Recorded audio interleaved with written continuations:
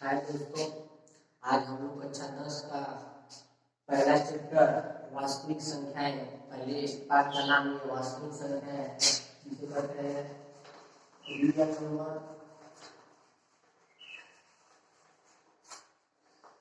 इसके बारे में अध्ययन करेंगे।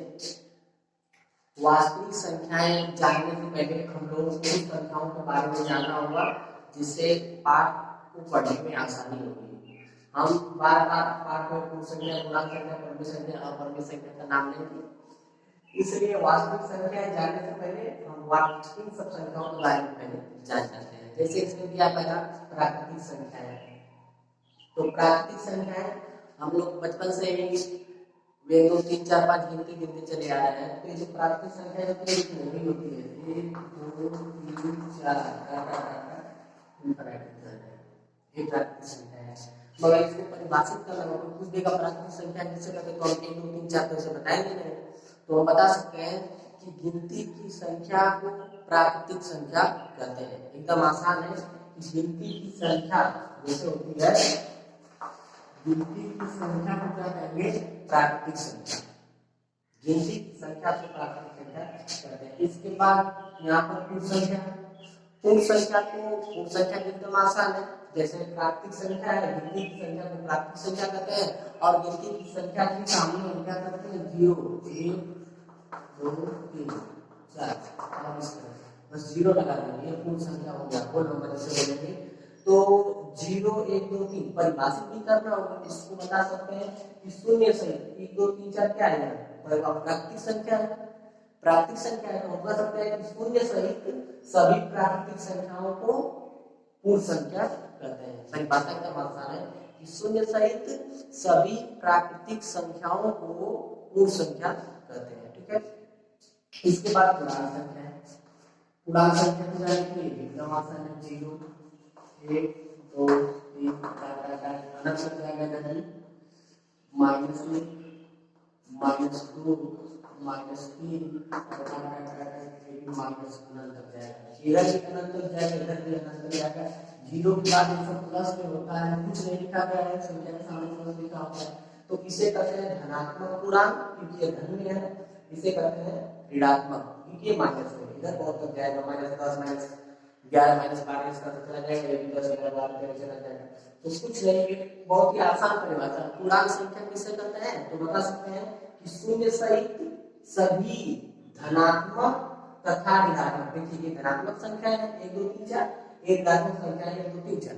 तो हम कहेंगे शून्य सहित सभी धनात्मक तथा ऋणात्मक प्राकृतिक संख्या 1 2 3 4 1 2 3 4 0 के बाद 1 तक है तो प्राकृतिक संख्या। तो हम कहेंगे शून्य सहित सभी धनात्मक तथा ऋणात्मक प्राकृतिक संख्या को पूर्णांक संख्या कहते हैं। शून्य सहित सभी धनात्मक तथा ऋणात्मक प्राकृतिक संख्या को पूर्णांक संख्या कहते हैं। एकदम आसान है। आगे चलिए परिमेय संख्या के बारे में जानते हैं।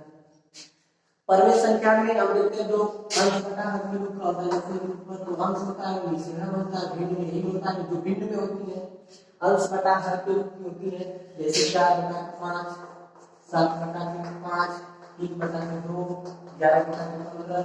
ये जो अंश बटा हर के रूप में होती है, ये माइनस भी हो सकती है, -1/2 0, मगर अंश बटा हर के रूप की होती है। तो यार कंडीशन इसमें क्या होता है कि हर का मान जो होता है 0 के बराबर नहीं होता है। एक कंडीशन होता है कि हर का मान 0 के बराबर नहीं होगा। तो परिमेय संख्या की परिभाषा बताना है तो बताइए कि वे संख्या है जो अंश बटा हर के रूप की होती है और हर का मान 0 के बराबर नहीं होता है। तो इस प्रकार की संख्याओं को परिमेय संख्या कहते हैं। जैसे आप 4/5 7/5 3/2 -11/2 बहुत सारी संख्याएं हैं जो अंश बटा हर के रूप की होती है। तो परिभाषा तो आसान है कि जो संख्याएं अंश बटा हर के रूप की होती हैं और हर का मान 0 नहीं होता है तो इस प्रकार की संख्याओं को परिमेय संख्या कहते हैं। ठीक है। इसके बाद चलते हैं, यहाँ पर अपरिमेय संख्या दिया है।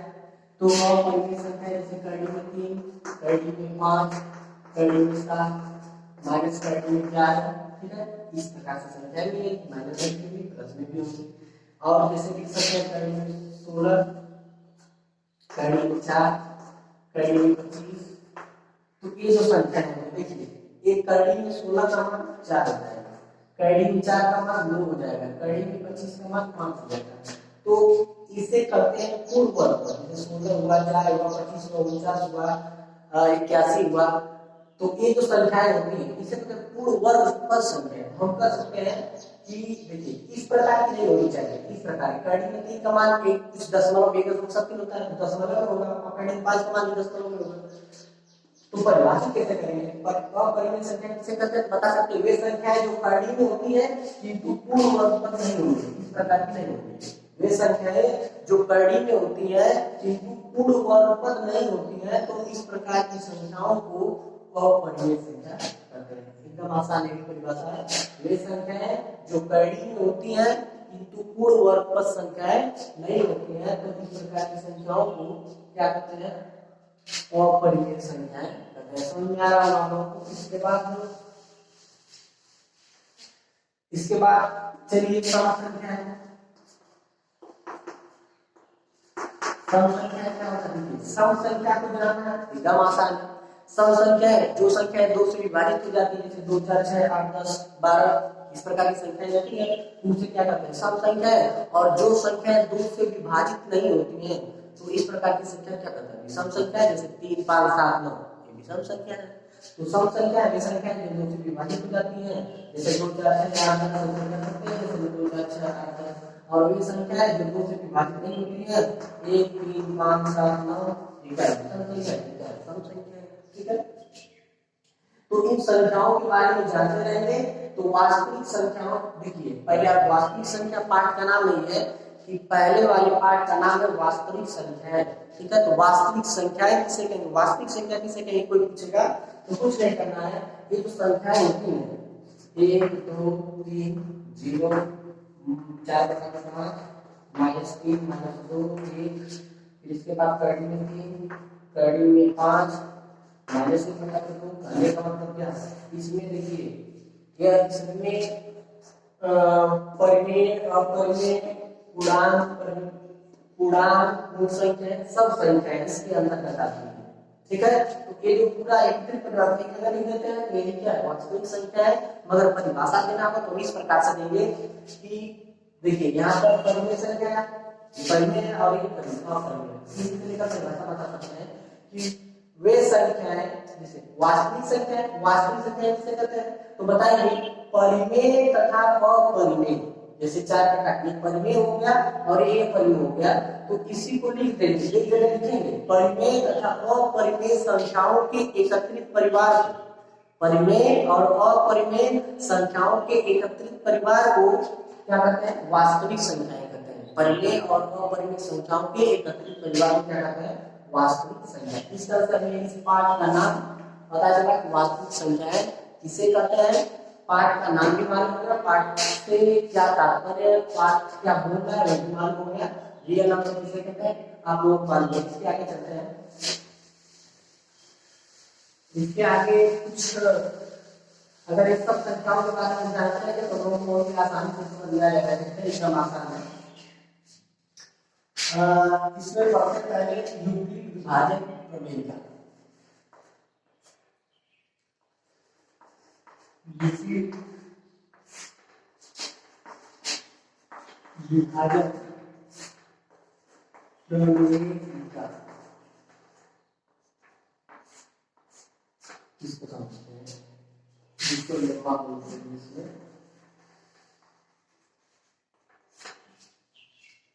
इसको समझने से पहले यूक्लिड विभाजन प्रमेय का क्या होती है एक एग्जांपल पहले समझते हैं। मान लीजिए हमारे पास दो संख्याएं 21 है और कितना है 5। 21 5 से क्या है? बड़ा है, तो 21 में 5 से भाग देंगे। 21 में 5 से भाग देंगे, 5 से 20 4 बार जाएगा, यहाँ पे लिखेंगे 20 घटा देंगे। इसको लिखेंगे एक, देखिए इसमें क्या होता है? भागफल होता है। इसे क्या बोलते हैं? भागफल। इसे बोलते हैं शेषफल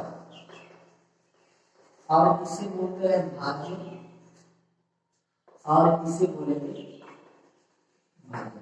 तो 21 जो भाज्य होता है, जो भाज्य होगा वो भाजक गुणे भागफल प्लस शेषफल के क्या होता है? बराबर होता है। जैसे भाज्य कितना है? यहाँ पर 21 है भाजक कितना है 5 गुणे भागफल कितना है 4 प्लस कितना है 5 में 20 में जोड़ेंगे 21। देखिए ये वाला बन रहा है पहले। और भाज्य जो होता है भाजक गुणे भागफल प्लस शेषफल ये क्या होता है बराबर होता है, इसको समझते हैं। ठीक है, यहाँ पर 21 और 5 क्या है पूर्णांक संख्या, दो संख्याएं दिया। उसी तरह हम मानेंगे यूक्लिड विभाजित करने का एकदम यही है, माना दो धनात्मक पूर्णांक संख्याएं ए और बी। ठीक है, मान लेंगे कि माना दो धनात्मक पूर्णांक संख्या ए और क्या है बी है, और इसमें एक ही पालेंगे कि ए जो होगा बड़ा होगा बी से। ये भी कंडीशन दे देते कि ए है जो बी से क्या है बड़ा है, तो इसके अनुसार क्या होगा, जैसे कि ये संख्या से बड़ी थी जैसे भाग दे रहे थे, तो ए में जब हम बी से भाग देंगे यहाँ पर भागफल होगा, भागफल के लिए सबसे कोएफिशिएंट क्यों होगा तो यहाँ पर क्यों लिख देते हैं। ठीक है, फिर इसके बाद यहाँ पर क्या होगा, यहाँ से कुछ आएगा घटेगा तो यहाँ पे शेषफल होगा, शेषफल को रिमाइंडर होता है शेषफल का इंग्लिश उसको लिखते हैं आर, ये आर। ठीक है, तो हम इसको लिख सकते हैं ये भाज्य है, भाज्य बराबर भाजक गुणे भागफल ए इनटू क्यू और प्लस क्या लिख देंगे ये क्या शेषफल है। ठीक है, ये फार्मूला क्या a बराबर b क्यू प्लस r, और इसमें एक संबंध होता है कि 0 से बड़ा होगा बराबर होगा r और इससे भी बड़ा होता है b। इसको समझिए एकदम आसान है, यहाँ पर देखते हैं बराबर भी हो सकता है बड़ा भी, बड़ा तो परफेक्ट होगा बराबर भी होगा। r का मान शेषफल है 1, देखिए 0 से बड़ा है, 0 से बड़ा 1 होता है 1 है। ठीक है, यहाँ पर 0 भी हो सकता है मगर माइनस में नहीं होगा, -1 -2 शेषफल का मान माइनस में नहीं होगा, कंडीशन होता है। फिर इसके बाद r का r से भी बड़ा होता है b, b क्या है भाजक है, यहाँ पर देखिए 5 है, 1 से बड़ा है 5 यानी क्या है भाजक है। इस कथन को क्या कर रहा है, ये दो अगर धनात्मक पूर्णांक संख्याएं हमारे पास है तो एक बड़ा होगा एक छोटा होगा तो भाग देंगे, फिर इस प्रकार से यदि a क्या है छोटा है b बड़ा है तो a बराबर b की प्रसार होगा, जिसमें से जो r होगा 0 से बड़ा होगा या बराबर होगा और उससे भी बड़ा क्या होगा b का। तो किसी को कहते हैं यूक्लिड विभाजन करने का एक प्रकार का फार्मूला है जिसको हल लगाने में समझ में आ गया होगा तुम लोगों को। आगे चले यूक्लिड विभाजन एल्गोरिथम के बारे में जानते हैं।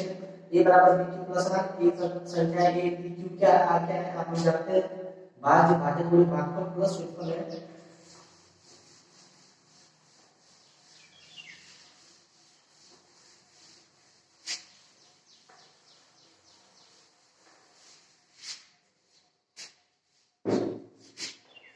यूक्लिड विभाजन एल्गोरिथम ये क्या होता है, एल्गोरिथम देखिए ये सब कुछ मत जाइए क्या है, एक वैज्ञानिक का नाम है, उन्होंने एक जो नियम दिया था जैसे कि हम दो संख्याओं का एचसीएफ निकालते हैं, एचसीएफ मान लेते हैं कि 24 और 15 का एचसीएफ निकालना है, 24 का गुणनखंड करेंगे 2 गुणे 2 गुणे 2 गुणे 3 गुणे अच्छा निकालते हैं 24 3 गुणे 5, तो एचसीएफ जिसे कहते हैं क्या मतलब देखिए इसमें भी 3 है इसमें भी 3 है, ये अभी इसका क्या हो जाएगा एचसीएफ ना, यानी कि गुणनखंड 24 और 15 का गुणनखंड विधि से एचसीएफ निकालेंगे 3 हो जाएगा। मगर ये एल्गोरिथम जो है इन्होंने एक भाग विधि से इन्हीं दो संख्याओं का एचसीएफ हम भाग विधि से निकाल रहे हैं, वो क्या है कि एक सुपरिभाषित चरण है, उन्होंने एक सुपरिभाषित चरण एक व्यवस्थित चरण है जो क्रमशः एक बार दो बार तीन बार जितना बार जाएगा उतना बार उसको चलता है। जैसे पहली बार इसको समझते हैं कि हमारे पास बताया कि दो संख्याएं यूक्लिड विभाजन प्रमेय के अनुसार अगर दो संख्याएं a और b था, यहाँ पर तो दो संख्या 24 और 15 है तो a का मान यहाँ पर कितना दिया है 24 लिख देते हैं 24 क्योंकि 24 बड़ा होगा, जो बड़ा होगा वो a का मान होगा, b का मान कितना दिया है। ठीक है, तो पहला वाला चरण क्या करता है तो 24 में 15 का पहले भाग देंगे, 24 में 15 का भाग देंगे जाएगा एक बार घटा देंगे आ जाएगा 9, इसको लिखेंगे क्या ध्यान से देखना 24 भागे 24 बराबर 15 भाजक गुणे भागफल प्लस कितना लिखेंगे शेषफल। r का मान जब तक 0 नहीं आएगा तब तक हम इस तरह से करते जाएंगे, लेकिन r 0 के बराबर नहीं। अब देखिए a का मान b का मान क्या होगा, a नहीं होता इसमें, तो a का a जो क्या है, a क्या है शेषफल है। अब यह शेषफल जो होगा यह बी का मान होगा, बी बराबर 9, यानी बी अब भाजक बन जाएगा, ये शेषफल ही भाजक बनेगा और ये जो भाजक था वो ए बनेगा, ए बराबर कितना बनेगा 15। अब पुनः हम ए में बी का भाग देंगे, यानी 15 में दूसरा का चरण ले लेते हैं इसको। जब 15 में भाग देंगे किससे 9 से, तो 9 एक तो 9 घटा देंगे बच जाएगा कितना 6। तो यहाँ पर हम भी लिखेंगे 15 बराबर 9 में एक धन कितना लिख देंगे 6, ठीक है। क्योंकि यहाँ पर r का मान क्या है, यहाँ पर r का मान 9 आया था इसलिए हमें यह करना पड़ा। अब देखिए r का मान यहाँ पर 6 आ गया, अभी 0 नहीं हुआ, लिखेंगे r नॉट इक्वल टू 0, इसलिए अब यह शेषफल का मान b हो जाएगा, b बराबर 6 और यह वाला जो भाजक था b का मान हो जाएगा b बराबर कितना हो जाएगा 9, ठीक है। अब पुनः हम क्या करेंगे 9 में 6 का भाग देंगे, ये तीसरा चरण लिखते हैं। 9 में 6 का भाग लेंगे, 6 एक 6 है, यहाँ से बता देंगे 9 में से 6 जाएगा 3 हो जाएगा। हम इसको लिखेंगे 9 बराबर 6 में 1 धन कितना लिखेंगे 3, लिखेंगे 6 एक 6 9 हो जाएगा। अब इसमें देखिए r का मान कितना है, r नॉट इक्वल टू 0, ये 0 नहीं है, इसलिए यह शेषफल बराबर हो जाएगा 3, b का मान हो जाएगा 3 और यह a का मान कितना हो जाएगा 6। अब क्या करेंगे पुनः चौथा चरण ले लेते हैं। तो अब 6 में जब भाग देंगे 3 का, 3 गुना 6 2 बढ़ जाएगा, 3 गुना 6 6 से 6 कटेगा, यहाँ पर हो जाएगा 0। देखिए यहाँ पे अब r का मान हो गया चरण, पहला चरण दूसरा चरण तीसरा चौथा, इस तरह बार से ले जा रहे थे। क्यों ले जा रहे थे, यहाँ पर r का मान 0 नहीं हुआ था, यहाँ पर भी r का मान 0 नहीं हुआ था, यहाँ पर भी r का मान 0 नहीं हुआ था, मगर करते करते यहाँ पर देखते हैं कि r बराबर क्या रहता है 0। हम इसको लिखते हैं ऐसे, एक भाज्य 6 बराबर भाजक 3 गुणे 2 और धन कितना आ जाएगा 0, शेषफल का मान 0, r बराबर हो गया 0। जैसे ही 0 हो जाएगा तो उस समय देखो भाजक जो होगा यही b का मान है, ये भाजक होगा, वही भाजक जो होता है 24 और 15 का क्या कहलाएगा, उन दो पूर्णांक धनात्मक पूर्णांक संख्याओं का एचसीएफ कहलाता है। इसमें 24 और 15 है, ये जो b का मान होगा यही क्या कहलाएगा एचसीएफ। इसको लिख सकते हैं, कहता है 24 और 15 का एचसीएफ क्या होगा, लास्ट में जब शेषफल का मान 0 होगा उसमें जो भाजक होता है b का मान वही दोनों संख्याओं का एचसीएफ कहलाता है। यही है विपरीत विभाजन एल्गोरिथम, पहला चरण। ये सुपरिभाषित चरण है, जब तक r का मान 0 नहीं होगा तब तक हम क्रिया करते जाते हैं, भाग विधि से एचसीएफ निकालने का इसका प्रयोग करते हैं, एचसीएफ निकालने में इसका प्रयोग करेंगे, इस विधि का ऐसे नहीं करेंगे। तो एकदम आसान है, ठीक है। चलिए प्रश्नावली में सवाल लगाते हैं, आपको मन लगा कर पढ़िए, सब समझ में आ जाएगा।